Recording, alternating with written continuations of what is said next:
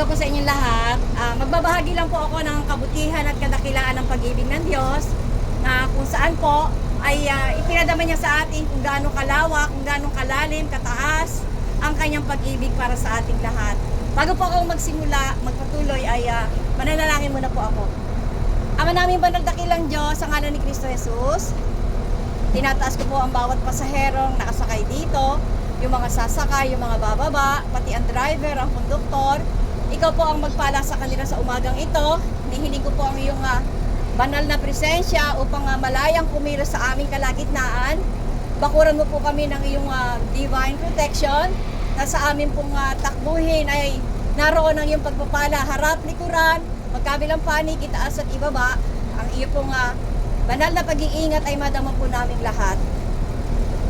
Hayaan niyo po ang iyong nagniningning at nagliliwanag na kaisipan ay magkaroon po ng buhay sa bawat isang naririto. Angkinin niyo po lahat ng kapurihan, karangalan at kaluwalhatian sa kataas-taas ang pangalan ni Kristo Jesus sa pakikiisa ng banal na Espiritu. Amen. Narinig niyo na po yung salitang gospel. Yan pong gospel na yan, marami pong mga mahahalagang kasaysayan ang nakapaloob dyan. Ang Diyos po, dahil siya ay Espiritu, hindi siya maaaring mamatay. Kaya ang ginawa po ng Diyos, naghanda siya ng isang katawan sa pamamagitan ni Kristo Jesus. Dahil lahat po ng tao nagkasala. Walang isa man nakaabot sa pamantayan o panuntunan ng Diyos. At ang hinihinging kabayaran ng kasalanan ay kamatayan. Dahil nakatakda po sa lahat ng tao ang mamatay minsan, pagkatapos po mayroon ng tinatawag na paghuhukom. Kaya ang Diyos sa laki ng pag-ibig niya, inihandyan niya ang isang katawan sa katauhan ni Kristo Jesus na siyang gaganap ng lahat ng hinihingi ng kautusan. Dahil ang kautusan po ay ganap, wala pong naging ganap na tao para makapasok sa kaharian ng langit sa pamamagitan ng pagsunod sa kautusan. Lahat po tayo mga lawbreaker. At tanging ang Diyos lamang ang makatutupad at makagaganap kung paano magkakaroon ng kaganapan ng kautusan. Kaya po nung naging tao ang Panginoong Jesus, lahat po ng hinihingi ng kautusan, tinapad na po niya. At yung pong tinatawag na katubusan. Ang gospel po, ang Diyos ay nagkatawan tao sa pamamagitan ni Kristo Jesus. Si Kristo ay namatay, si Kristo ay inilibing, si Kristo ay muling nabuhay. Yan po ang nakapaloob sa tinatawag na gospel. Kaya po mahalaga, mabatid at maunawaan po ng bawat isa, yan po tinatawag na gospel na yan. Upang ang ating po mga buhay ay magkaroon ng kaugnayan sa Diyos.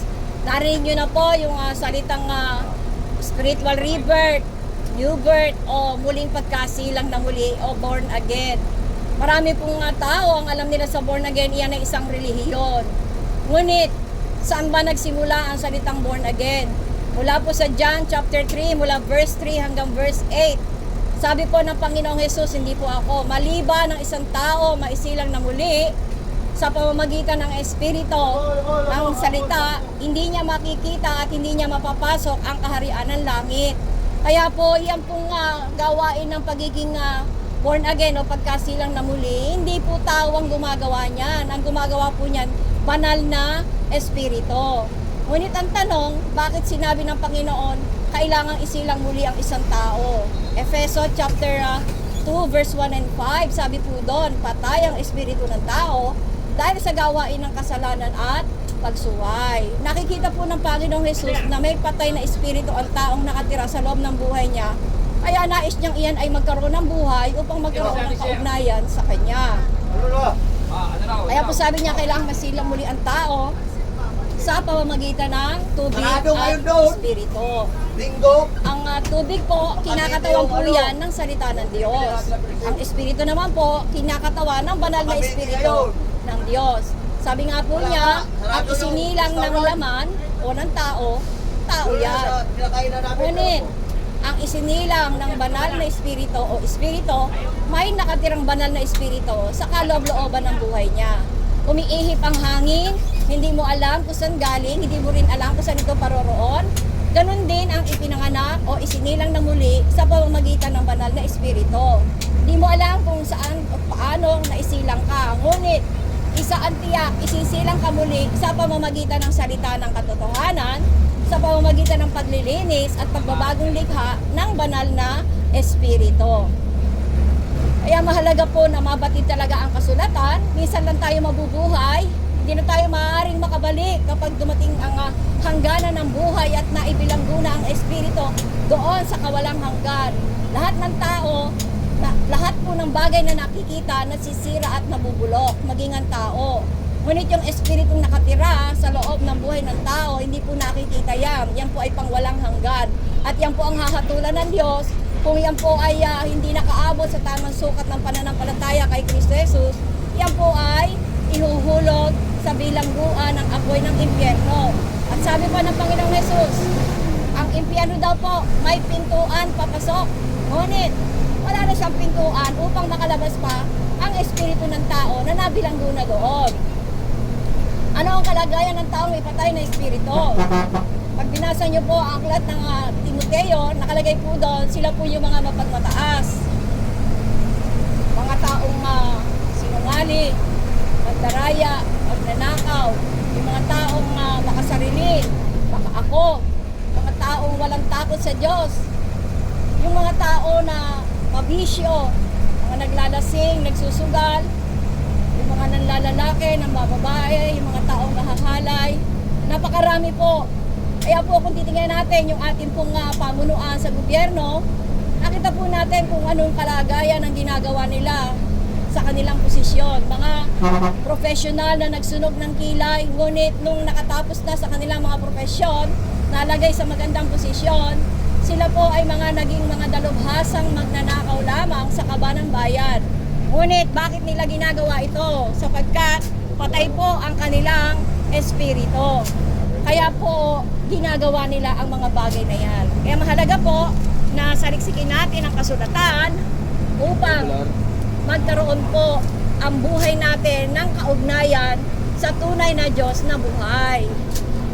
Kasi nga po, ang transaksyon ng Diyos sa lahat ng tao, dito lang sa lupa, kapag namatay na ang isang tao, tapos na, wala nang transaksyon dahil ang pinaglalabanan, yung espiritong nakatira sa loob ng katawan ng tao. Kaya po ang nais ng Panginoong Hesus,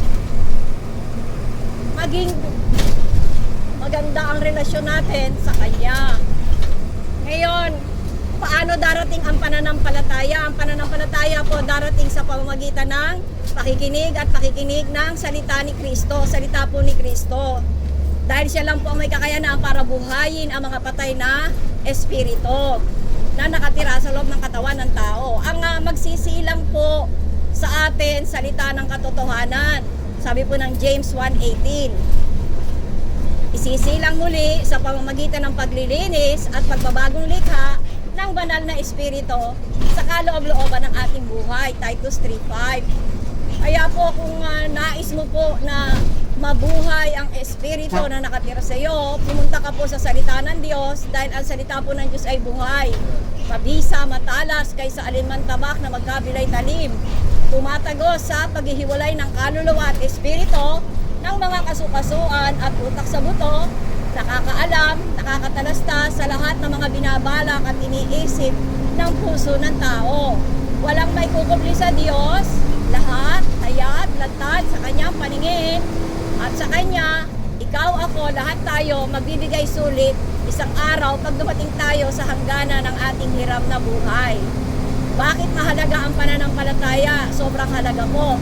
Kasi nga po ang Diyos, ginampanan niya yung kanyang pagka-Diyos, ibaba ang kanyang sarili sa pinakamababang antas ng kalagayan, naging isang tao upang magkaroon ng katubusan, upang maganap ang kautusan at magkaroon tayo ng katubusan. Sobrang halaga po. Siya po ay pinahirapan, binugbog ng isang batalyon, dinuraan, hiniya ng pagsugalan ng kanyang kasuotan.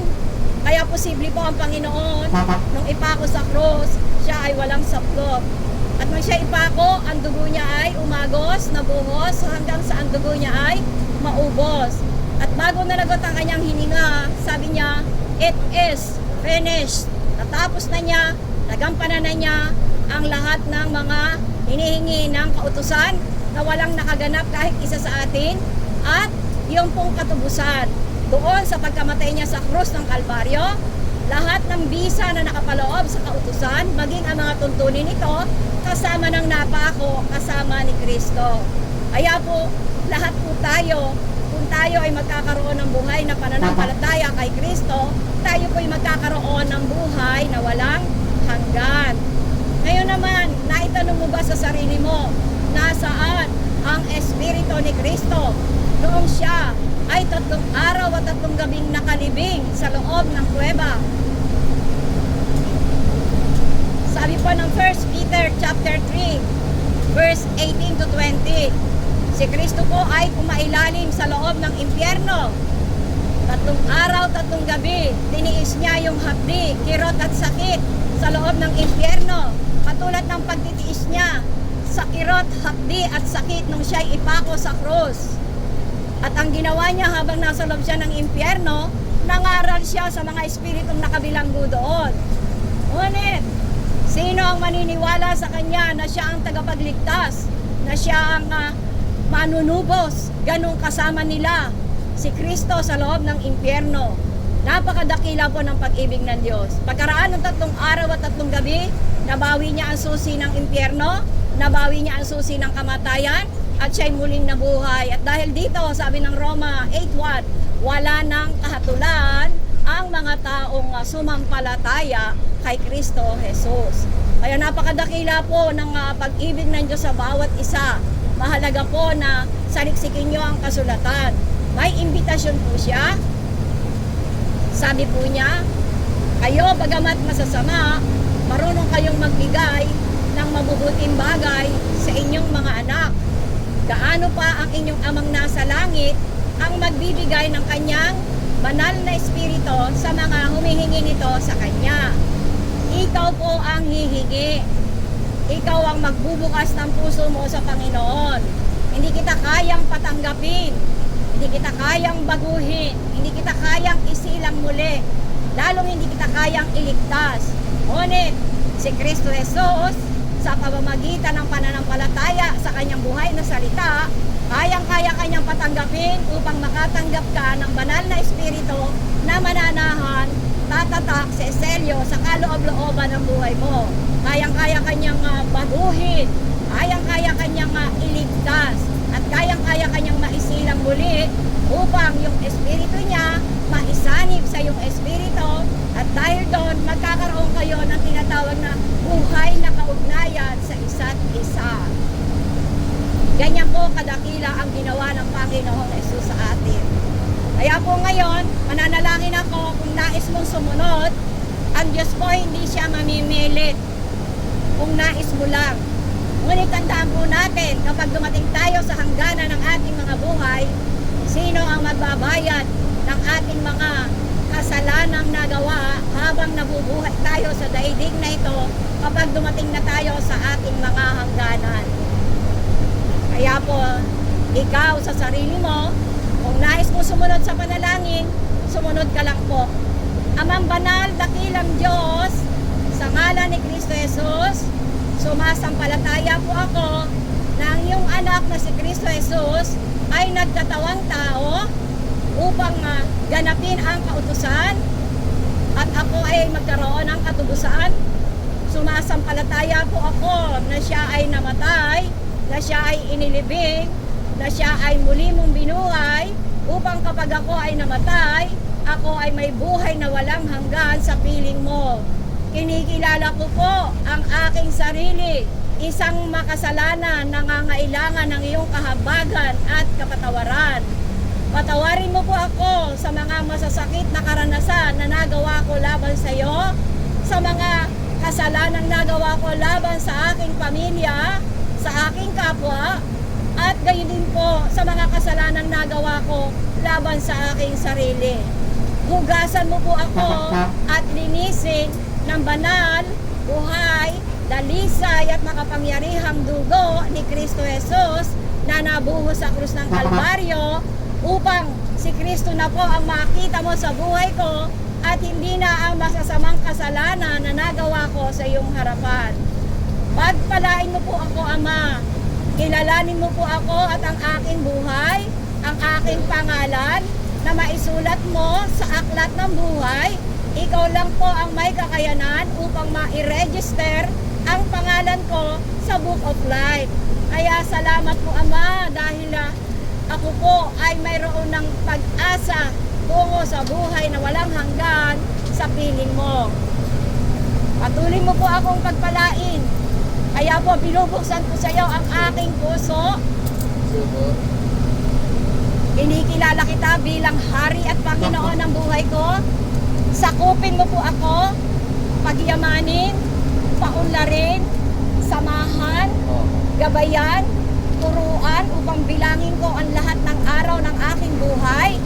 At ako po ay iyong patuloy na pagkalooban ng iyong nagniningning at nagliliwanag na kaisipan, damdamin at kalooban tungo sa mga gawain na magbibigay sa iyo ng aganapan sa layunin ng hiram na buhay na ipinagkaloob mo sa akin. Salamat po Ama.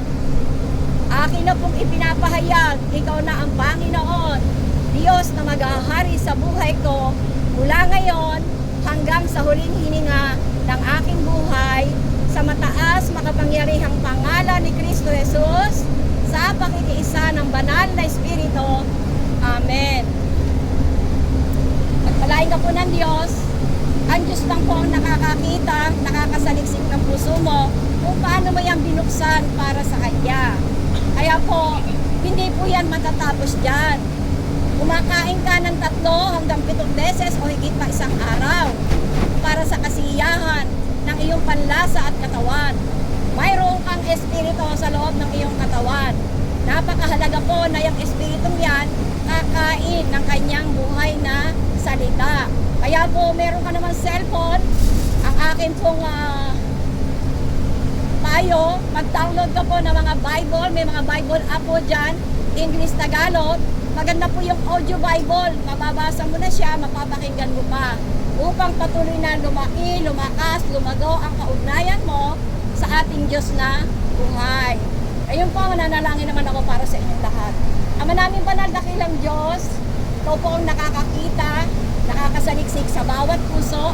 Narinig mo po ang mga puso nila, yung mga hangarin nila, na ikaw ang kanilang maging Panginoon at tagapagligtas. Buksan niyo po ang iyong malawakang karunungan, kaalaman at kaunawaan sa bawat isa.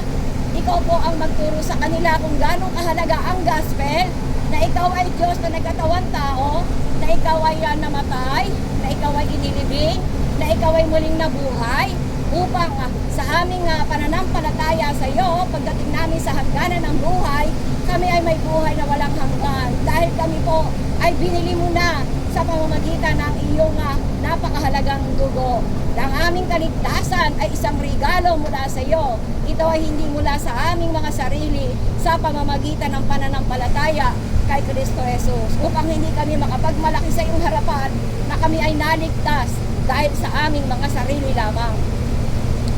Salamat po Ama, pagpalain niyo po ang bawat isa, lalo na ang driver na siyang naghahatid ng mga pasahero sa bawat araw, sa bawat oras, maging ang konduktor, ang kanilang mga pamilya. Tulungan niyo po sila na ikaw ang magpapala sa kanila at mag-iingat sa tuwing lalabas sila ng bahay nila hanggang sa kanilang pagpasok. Naroon ang iyong gabay, patnubay, ang iyong biyaya at pagpapala. Yung mga narito, Panginoong pasahero na nangangailangan ng tulong, yung mga may karamdaman, pati ang pamilya nila, abutin mo ng iyong himala upang sila ay bigyan ng iyong kagalingan. Yung mga nangangailangan ng trabaho, pagpalain mo ng trabaho. Yung pong mga kulang sa pananalapi, yung mga kailangan ng pagkain, yung mga kailangan ng pambayad sa kanilang mga utang, o ano pa mang pangangailangan, ikaw po ang tumugon. Yung mga siraang relasyon, ikaw po ang kaayusan upang ito ay mabuo. Ikaw po ang Diyos na magpala sa kanilang lahat. Yung nangangailangan ng promosyon, ikaw po ang mag-promote sa kanila ayon sa iyong layunin. Patuloy niyo po silang likhaan ng pusong dalisay, matatag na espiritu na sa kanila ay magpapala tungo sa magandang relasyon sa iyo dahil sa iyong kababaan na ipinakita, makita po ito sa kanilang mga buhay. Salamat po Ama, ang iyong pag-ibig, ang iyong pagpapala sa ngalan ni Kristo Jesus, ibuhos mo ng masagana sa bawat isa sa kanila. Sa kataas-taas ang pangalan ni Kristo Jesus, sa pakikiisa ng banal na Espiritu. Amen. God bless po sa inyong lahat. Ang Diyos po ang magpala sa inyo.